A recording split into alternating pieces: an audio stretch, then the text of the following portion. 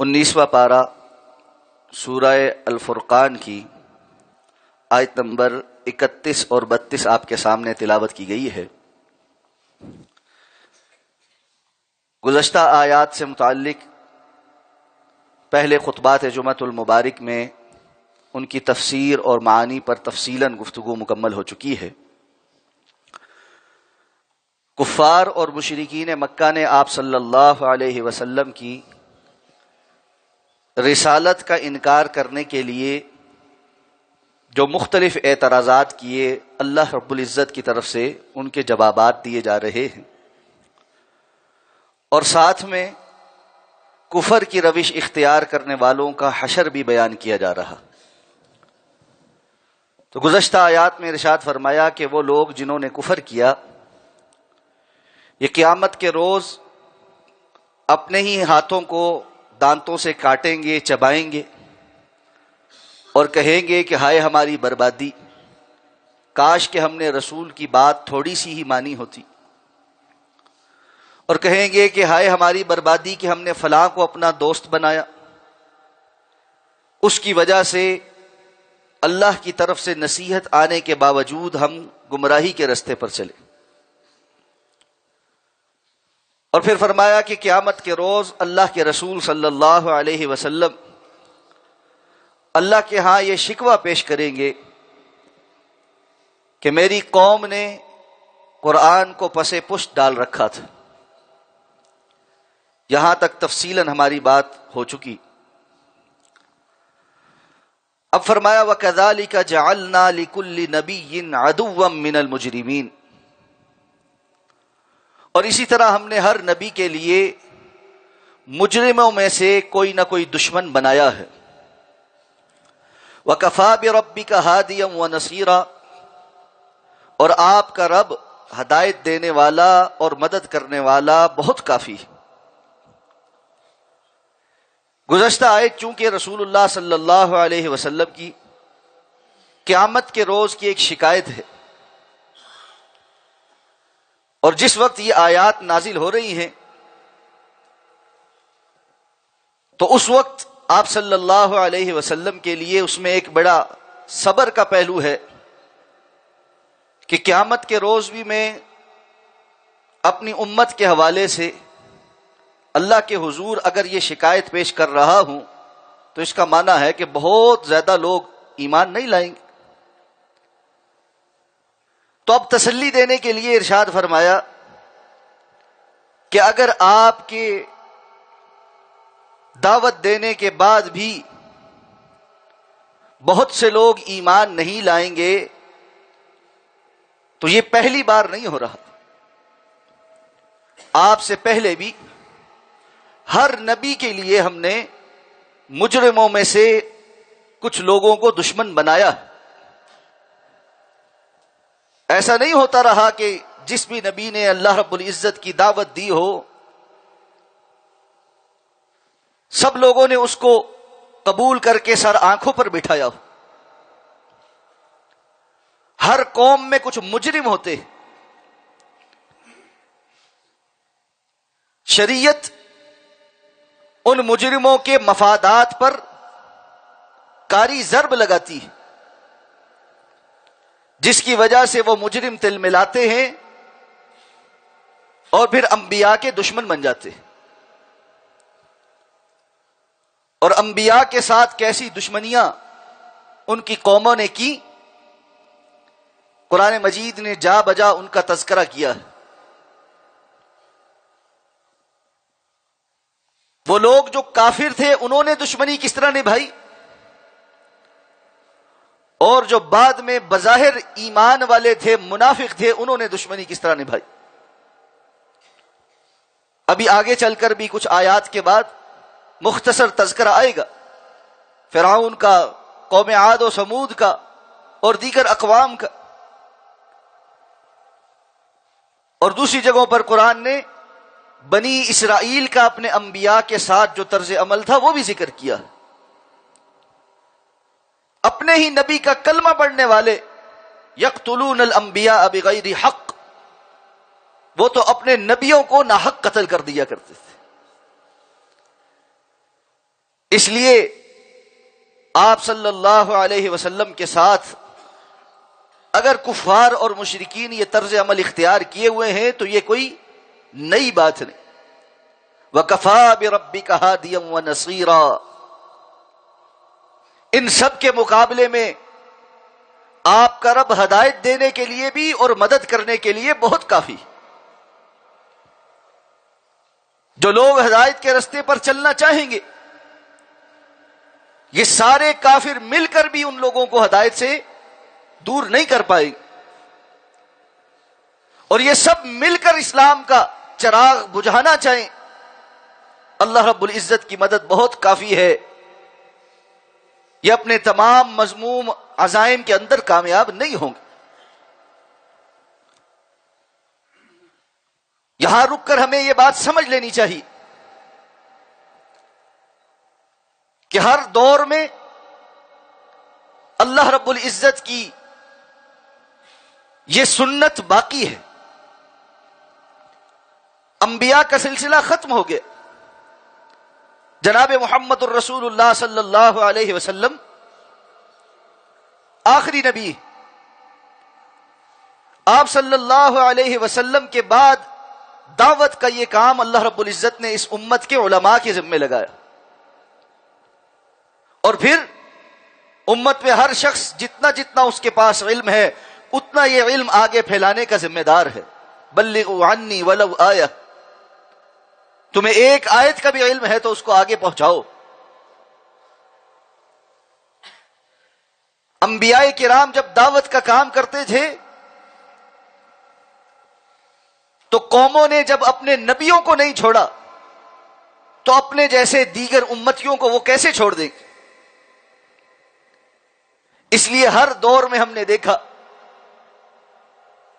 کہ امت کے علماء کو تکلیفیں برداشت کرنی پڑی، ان کی مخالفتیں ہوتی رہی. اس لیے آپ تاریخ اٹھا کر دیکھیے، امام ابو حنیفہ رحمہ اللہ ہو، امام مالک رحمۃ اللہ علیہ ہو، امام شافعی ہو، امام احمد ابن حنبل رحمہم اللہ ہو، امام بخاری ہو، اور دیگر محدثین کرام ہو، اور یہ سلسلہ آگے چلتے چلتے شیخ الاسلام امام ابن تیمیہ رحمہ اللہ تک بھی جائے. ان بڑے بڑے علماء محدثین اور فقہاء جو امت کے سروں کا تاج ہے، ان کی زندگی کے کئی کئی سال جیلوں میں گزرے.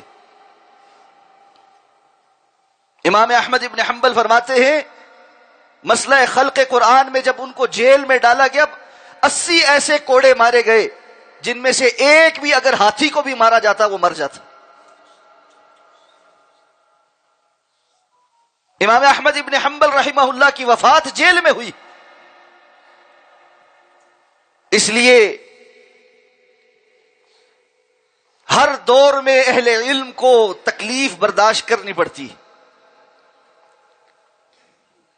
یہاں سے ان لوگوں کو بھی اپنی اصلاح کر لینی چاہیے جو یہ سمجھتے ہیں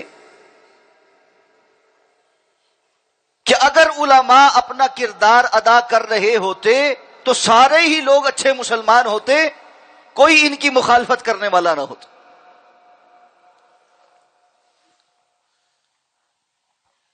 بہت سے ہمارے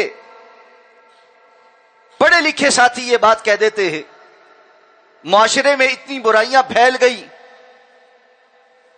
اتنی خرابیاں آ گئیں، علماء اپنا کام صحیح سے کر رہے ہوتے تو ان کا کام درست ہو جاتا. میرے بھائی، اللہ نے علماء کو جو توفیق دی ہے اور جو کام وہ کر رہے ہیں، لاکھ شکر بجا لائیے. ذرا پاکستان سے باہر جا کر دیکھیے کہ دین کی اور دین کے ماننے والوں کی صورتحال کیا ہے. اور دوسری بات، یہ پیمانہ تو اللہ رب العزت نے مقرر نہیں کیا کہ انبیاء اگر دعوت کا کام کر رہے ہیں تو سب لوگ ٹھیک ہو جائے. نوح علیہ السلام کی 950 سال کی تبلیغ کے بعد 80 لوگ مسلمان ہوئے. آپ اوسط نکال لیں 100 سال میں کتنے لوگ مسلمان ہوئے. اور رسول اللہ صلی اللہ علیہ وسلم نے فرمایا قیامت کے روز کچھ انبیاء آئیں گے جن کے ساتھ صرف 4 لوگ ہوں گے جو ان کے امتی ہوں گے، اور کچھ ایسے بھی آئیں گے جو تنے تنہا آئیں گے، پوری قوم نے ہی ان کی بات نہیں مانی ہوگی.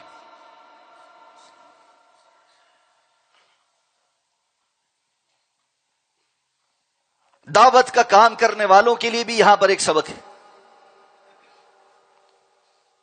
کہ تھوڑی سی مخالفت، مخاصمت، لوگوں کی چند باتیں، اعتراضات، ان کی جہالت پر مبنی تان و تشنیع کو دیکھ کر دعوت کا کام نہیں چھوڑنا. وَكَفَى بِرَبِّكَ هَادِيًا وَنَصِيرًا.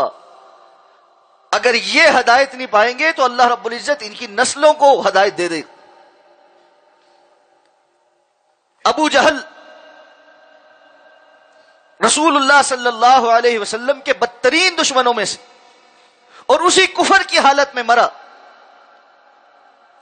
لیکن آگے اس کے ہی بیٹے اکرمہ بن ابی جہل جو ایک طویل عرصہ فتح مکہ تک مسلمانوں کے خلاف ہی لڑتے رہے، فتح مکہ کے موقع پر مسلمان ہو گئے. رسول اللہ صلی اللہ علیہ وسلم کو طائف میں آ کر جب دعوت کا کام کرنا پڑا اور طائف والوں نے آپ کے ساتھ بدترین سلوک کیا، یہاں تک کہ اللہ رب العزت نے جبریل امین کو ملک الجبال کے ساتھ بھیجا کہ اگر آپ ان لوگوں کو ملیا میٹ کرنا چاہیں تو یہ ملک الجبال ہے، پہاڑوں کا فرشتہ ہے، یہ طائف کی اس بستی کو 2 پہاڑوں کے درمیان پیس کر رکھ دے. امام الانبیاء نے اس وقت یہی ارشاد فرمایا تھا، جو اللہ ان کو پیسنے پر قادر ہے وہ ان کو ہدایت دینے پر بھی قادر ہے، اور اگر یہ ہدایت کے قابل نہیں ہے تو ان کی نسلیں ہدایت یافتہ ہو جائیں. اس لیے صبر کے ساتھ دعوت کا کام، حق بات کو کہنا، وتواصوا بالحق، جو درست ہے اس کو بیان کرنا، وتواصوا بالصبر، اور اس کے نتیجے میں آنے والی تکلیف پر صبر کرنا، یہی کامیابی کی ضمانت ہے. اب فرمایا وقال الذین کفروا، یہ کافر کہتے ہیں لولا نزل علیہ القرآن جملۃ واحدہ، کیوں نہ اس کے اوپر یہ قرآن یک بارگی ہی نازل ہو گیا. یہ جو تھوڑا تھوڑا کر کے قرآن نازل ہو رہا ہے بتدریج، اگر یہ اللہ کی طرف سے ہوتا تو اللہ اس کو ایک ہی مرتبہ نازل کر دیتے. یہ تھوڑی تھوڑی آیات صحابہ کو بتانا، اس کا مطلب یہ ہے کہ آپ سوچ بچار کر کے ان آیات کو خود سے لکھتے ہیں، والعیاذ باللہ کہ آپ گھڑتے ہیں. اللہ رب العزت کو قرآن کو آہستہ آہستہ نازل کرنے کی کیا ضرورت ہے؟ اللہ کا کلام ہے تو ایک ہی باری میں نازل ہو جاتا، اللہ چاہتے تو ایسا ہو جاتا. لیکن اللہ رب العزت نے اس قرآن کو بتدریج نازل کرنے کی حکمت بیان فرما. تو سب سے پہلے تو جو ان کا اعتراض ہے یہ در حقیقت ایک باطل اعتراض. اللہ رب العزت نے مشرکین مکہ کو کہا کہ اس کتاب جیسی کوئی کتاب لاؤ، پھر فرمایا 10 سورتوں جیسی صورتیں لاؤ، پھر فرمایا 1 سورت جیسی کوئی سورت لے آؤ. اور مکہ کے دور میں ابتدائی طور پر جو چھوٹی صورتیں ہیں یہ نازل ہوئی. اگر ان کو قرآن مجید کے منزل من اللہ ہونے میں شک تھا تو ہیلے بہانے کرنے کے بجائے پوری کتاب کا مقابلہ تو دور کی بات ہے، ایک سورت کا، ایک چھوٹی سورت کا مقابلہ تو کر کے دکھا. اس سورت میں مذکور اعتراضات میں سے یہ 5واں اعتراض ہے جس کا اللہ نے جواب دیا. اللہ نے فرمایا ہم نے اس کو بتدریج اس لیے نازل فرمایا ہے کذالک لنثبت بہ فؤادک، اس طرح سے ہم آپ کو قرآن کو بتدریج نازل کر کے آپ کے دل کو مضبوط کر دیں، آپ کے دل کو ثابت کر دیں۔ اس کا معنی کیا ہے؟ مفسرین نے اس کی تفصیل لکھی۔ ایک تو قرآن مجید جب نازل ہوتا تھا اس کا نازل ہونا ثقل والا ہے،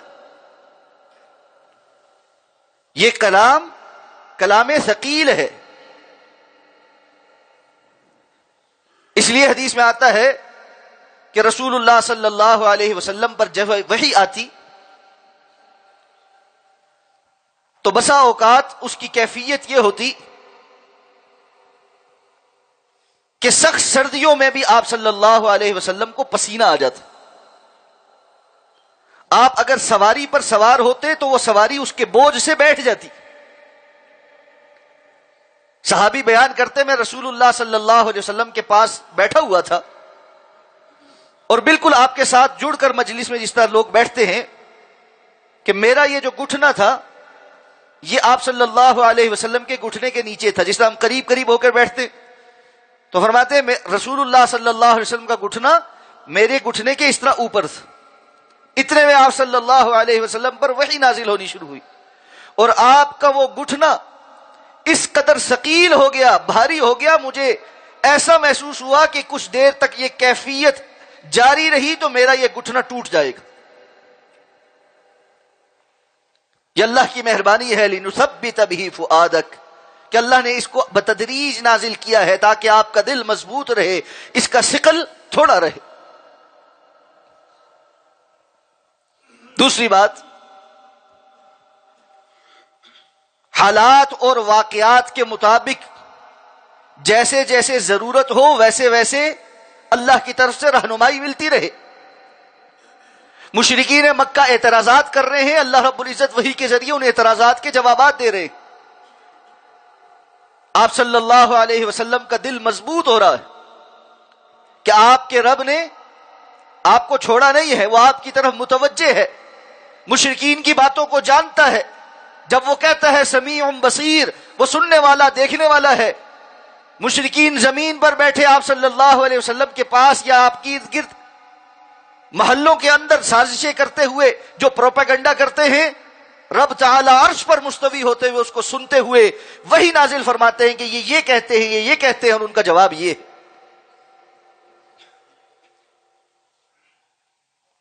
تو یہ ایک تسلی ہے کہ اللہ رب العزت سمیع بصیر ہادیا و نصیرا، ہمارا مددگار، جانتا ہے، سنتا ہے، دیکھ رہا ہے، اور وہ اس کے جوابات بھی نازل فرما رہا۔ اس لیے کچھ عرصہ جب وحی کا سلسلہ رکا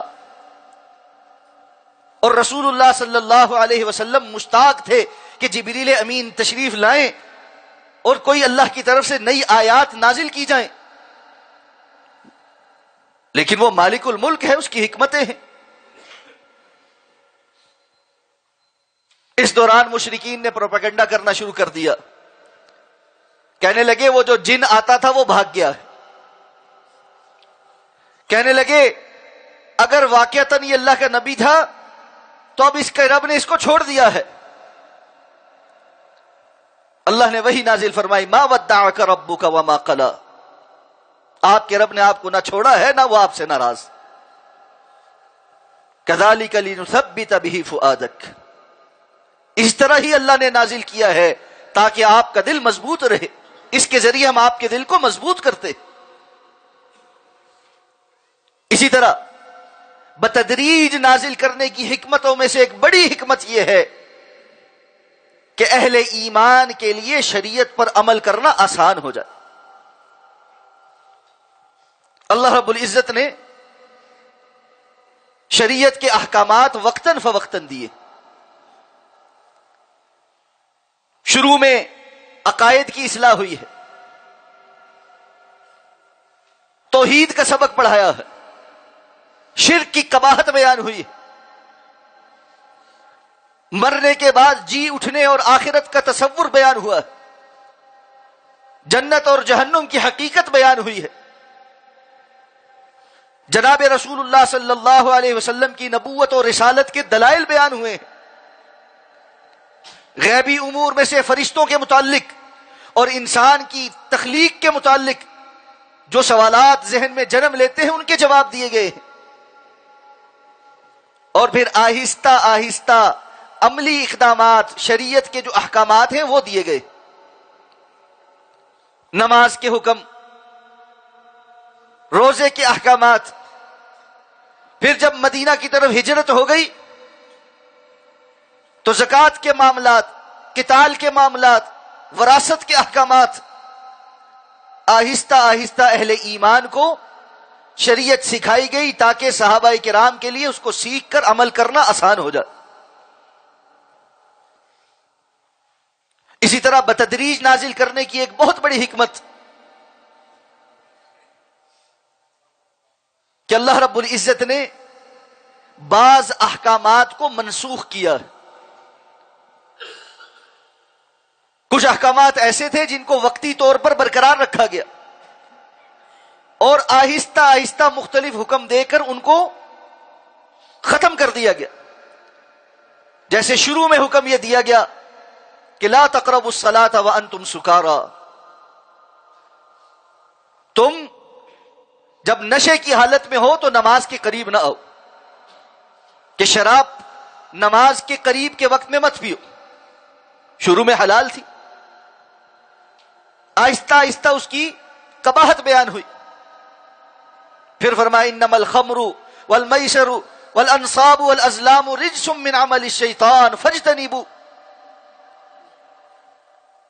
یہ ساری چیزیں پلید ہیں، اب اللہ کا حکم یہ ہے ان سے اجتناب کرو، مکمل چھوڑ دو۔ تو پچھلی آیت کو منسوخ کر دیا، حکمن وہ منسوخ ہے اور نیا حکم دے دیا گیا۔ لوگوں کی آسانی کے لیے اللہ رب العزت نے قرآن مجید میں بہت سارے احکامات کو پہلے بیان کیا پھر منسوخ کیا۔ تو بتدریج نازل ہونے کی ایک حکمت پرانے احکامات کا منسوخ ہو جانا اور ضرورت کے مطابق نئے احکامات کا آنا۔ اسی طرح بتدریج نازل ہونے کی حکمتوں میں سے آہستہ آہستہ نازل ہونے کی وجہ سے صحابہ کرام کو اس کو یاد کرنا اور حفظ کرنا آسان ہو، کہ عربوں کا وہ معاشرہ لکھنے سے زیادہ حافظے پر اعتماد کرتا تھا۔ آپ صلی اللہ علیہ وسلم کے جو کاتبین وحی تھے وہ قرآن کو لکھتے بھی تھے، پورے کا پورا قرآن صحابہ کرام کے پاس لکھا ہوا بھی موجود تھا، جس کو حضرت ابوبکر صدیق رضی اللہ تعالیٰ عنہ نے زید بن ثابت رضی اللہ تعالیٰ عنہ کے سربراہی میں جو ٹیم قائم کی تھی اس نے صحابہ سے جمع کر کے ایک مصحف کی شکل دی۔ یہ پورا قرآن صحابہ کے پاس لکھا ہوا تھا، لیکن زیادہ تر صحابہ حفظ پر اعتماد کرتے تھے، تو جیسے جیسے نازل ہوتا وہ یاد کر لیتے اور پھر اس کو دہراتے۔ تو اللہ فرماتے وَكَذَلِكَ لِنُثَبِّتَ بِهِ فُؤَادَكَ، اللہ نے اس کو اسی طرح نازل کیا ہے تاکہ آپ کے دل کو مضبوط کر دیں، اور دل کے مضبوطی میں یہ سارے معاملات مفسرین نے ذکر کی، اور ساتھ فرمایا وَرَتَّلْنَاهُ تَرْتِيلًا، اس قرآن کے بتدریج نازل ہونے کی ایک وجہ یہ بھی ہے ہم نے خود اس کو ٹھہر ٹھہر کر پڑھا ہے۔ وَرَتَّلْنَاهُ، ہم نے، یہ نا کون ہے؟ اللہ رب العزت، کیونکہ یہ اللہ کا کلام ہے۔ وَرَتَّلْنَاهُ تَرْتِيلًا، اللہ رب العزت نے اس کی بڑی ٹھہر ٹھہر کر تلاوت کی ہے۔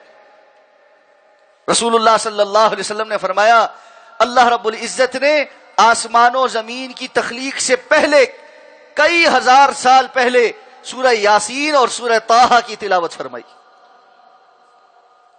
یہ قرآن اللہ کا کلام ہے، اس کے پہلے تلاوت کرنے والے رب کائنات، اس لیے یہ وہ حبل اللہ ہے، اللہ کی طرف سے رسی ہے۔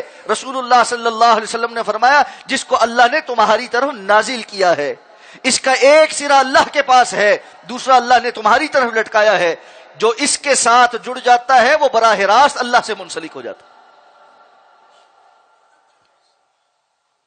حقیقی بات یہ ہے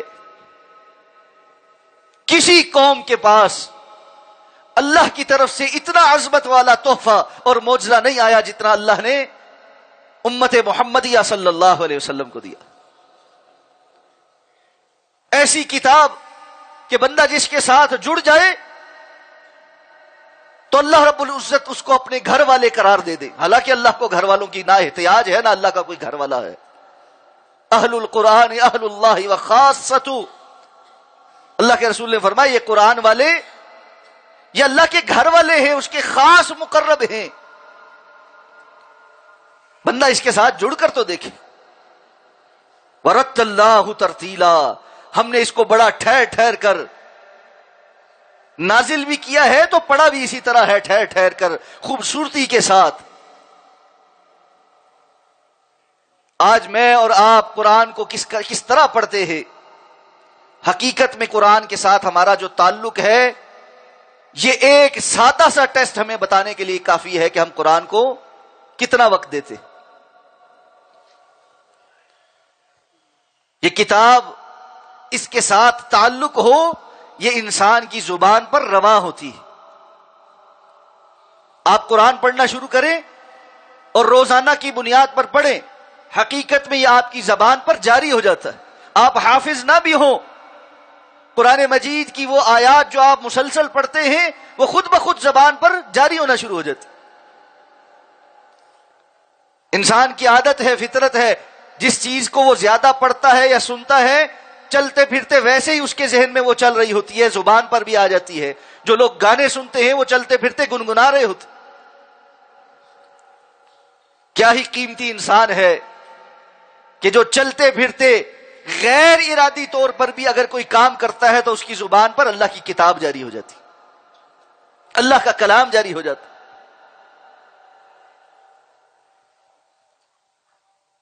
اور جو شخص عمر کے اس حصے میں پہنچ گیا کہ اب اس کی زبان ساتھ نہیں دیتی. ایک عمر ہوتی ہے بعض مخارج سیکھنے کی، وقت گزر جائے تو انسان کی کچھ صلاحیتیں معدوم ہو جاتی یا کمزور پڑ جاتی. رسول اللہ صلی اللہ علیہ وسلم نے ان کو بھی خوشخبری سنائی. بندہ سوچتا ہے میں تو بڑی عمر کا ہو گیا، اب میں پڑھنا شروع کروں تو میں تو صحیح سے پڑھ نہیں سکتا، میں تو اٹکتا ہوں. آپ نے فرمایا الماہر بالقرآن، جو قرآن کا ماہر ہے، پڑھنے میں بہترین ہے، اس کے لیے بھی اجر ہے، کیونکہ وہ تیز تیز پڑھتا ہے، اچھا پڑھتا ہے، روانی کے ساتھ پڑھتا ہے اور بہت سارا پڑھ جاتا. اور جو اٹک اٹک کر پڑھتا ہے، مشکل سے پڑھتا ہے، اللہ بڑا مہربان ہے، اس کی نیت کو دیکھتے فرمایا اس کے لیے 2 اجر، ایک پڑھنے کا اجر ہے، ایک اس مشکل اور تکلیف کو برداشت کرنے اور پھر بھی قرآن کو پڑھتے رہنے کا اجر ہے. کلام اللہ کو اچھے سے پڑھنے کی کوشش کر رہا. ہم عجمی لوگ ہیں، ساری زندگی نہیں پڑھا، کوئی بات نہیں، اب پڑھیں. اور یہ جو کہہ دیا نا نہ پڑھو، غلطی کرو گے معنی بدل جائے گا، گناہگار ہو جاؤ گے. کوشش کرنی چاہیے کہ صحیح سے مخارج ادا کریں، لیکن اگر اللہ رب العزت نے زبان پر اس کے چڑھنے کی صلاحیت ہی نہیں رکھی تو جتنی صلاحیت ہے اس کے مطابق پڑھیں. اللہ قبول کرنے والا ہے، اللہ بلا وجہ اپنے بندوں کو گناہ نہیں دیتا. روزانہ کی بنیاد پر اپنا ایک حصہ ضرور مخصوص کریں جو آپ نے قرآن مجید کو ناظرہ دیکھ کر پڑھنا ہے. ناظرہ دیکھ کر جو پڑھنا ہے اس کا ایک حصہ ضرور مخصوص کریں. پھر ایک حصہ مخصوص کریں جو آپ نے ترجمے کے ساتھ معنی اور مفہوم سمجھ کر مختصر اس کی تفسیر نیچے پڑھنی ہے، کیا معنی اور مفہوم ہے. اور میں نے گزشتہ جمعہ بھی عرض کیا تھا، اگر مل جائے اور یہ توفیق میسر ہو اور یہ نعمت میسر ہو کہ قریبی مسجد کے اندر قرآن کی تفسیر کی کلاس ہوتی ہو تو استاد کے پاس بیٹھنے کی تو کیا ہی بات. یہ تو بندہ بڑی ہی اسپیشل آفر کے ساتھ ہے، اللہ نے اس کو خصوصی انعام دیا ہوا. لیکن اس قرآن کے ساتھ، اپنی اس کتاب کے ساتھ، اللہ کے کلام کے ساتھ جڑنے کی محنت یہ مجھے اور آپ کو ضرور کرنی ہے. میں چاہتا یہ ہوں کہ ہم سب جو یہاں موجود ہیں اپنے دل میں ایک عزم کرے. بعض گھڑیاں بڑی بابرکت ہوتی، بعض ساعات بڑی مبارک ہوتی، ان میں بیٹھ کر جب بندہ ارادہ کر لیتا ہے نا تو اللہ اس کو قبول بھی کر لیتا ہے اور توفیق بھی دے دیتا ہے. جمعے سے بڑھ کر کیا ہمیں موقع ملے گا، اور جمعے کے خطبے کی بابرکت ساعات سے بہتر ہمیں کون سا موقع ملے گا. اپنے دل میں ایک عزم کرے. کسی کو ہاتھ کھڑا کرنے کی ضرورت نہیں، کسی سے میں نعرے نہیں لگوانا چاہتا، لیکن دل میں عزم ضرور کرے کہ اللہ جو پیچھے غفلت میں وقت گزر گیا وہ گزر گیا. آپ کی اس کتاب جس کی خود آپ نے تلاوت کی ہے اور بڑی توجہ کے ساتھ ٹھہر ٹھہر کر کی ہے، اس کلام کے ساتھ ہم جڑیں گے. ہم روزانہ اپنے اوقات میں سے ایک مخصوص وقت اللہ کی اس کتاب کو ضرور دیں گے. اللہ رب العزت مجھے اور آپ کو اس کی توفیق عطا فرما. یا اللہ ہمیں توفیق عطا فرما. ہم اخلاص کے ساتھ آپ سے توفیق مانگتے ہیں. ہمیں اہل القرآن اہل اللہ و خاصتوں میں سے کر دے. یا اللہ ہماری نسلوں کو قرآن والا بنا دے، ہماری نسلوں کو قرآن کے ساتھ جڑنے والا بنا دے، قرآن کی خدمت کرنے والا بنا دے. اور آخری بات، ہم میں سے ہر شخص یہ تو کر سکتا ہے نا کہ قرآن والوں کو عزت دے اور ان کی خدمت کرے. یہ تو آسان کام. ہم نے اپنے معاشرے میں کمزور ترین لوگوں کو قرآن کی طرف راغب کیا اور اس کے نتیجے میں ان کی عزتیں بھی پامال کر. جو بچہ کچھ نہیں کر سکتا اس کو قرآن کی طرف لگایا. ذہین ترین بچے اپنے گھرانوں کے قرآن کی طرف لگائیں، اور جو لوگ لگے پڑے ہیں ان کی عزت کریں کہ یہ وہ لوگ ہیں جن کی وجہ سے دنیا میں آج بھی خیر باقی ہے. جس دن یہ نہیں رہیں گے، رسول اللہ صلی اللہ علیہ وسلم کے فرمان کے مطابق اللہ قیامت برپا کر دے گا، پھر اس دنیا کو باقی نہیں چھوڑے گا. اللہ مجھے اور آپ کو عمل کرنے کی توفیق عطا فرمائے. اقول قولی ھذا واستغفر اللہ لی ولکم ولسائر المسلمین برحمتک یا ارحم الراحمین.